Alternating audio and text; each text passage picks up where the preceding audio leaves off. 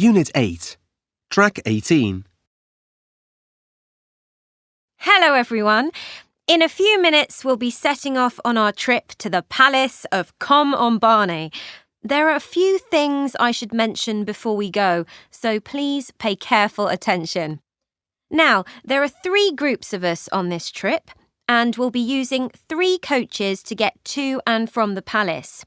They each have numbers on the front, and ours is Coach 2. Please check that you board the right one, both at this end and when we come back. Otherwise, I'll be running around looking for you.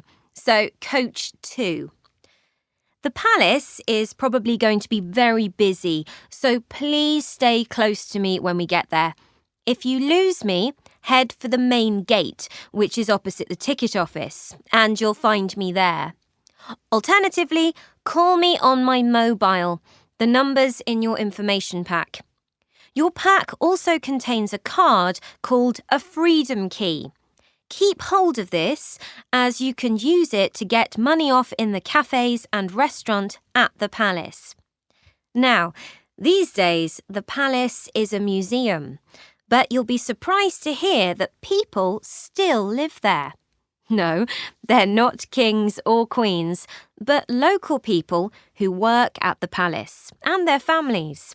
Many of them wear traditional clothes, so they make a great subject for a photograph. But please ask them if it's okay before doing this. These people may also offer to sell you small wooden and stone statues that they've made. They make lovely souvenirs. They'll probably ask you for about $20 or so for these, but it's perfectly acceptable.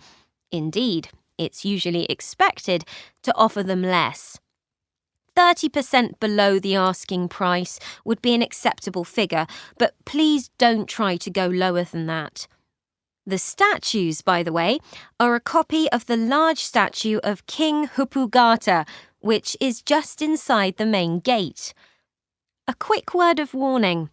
This is of great significance to the locals, and while nobody will object to you photographing it, they don't like people touching it.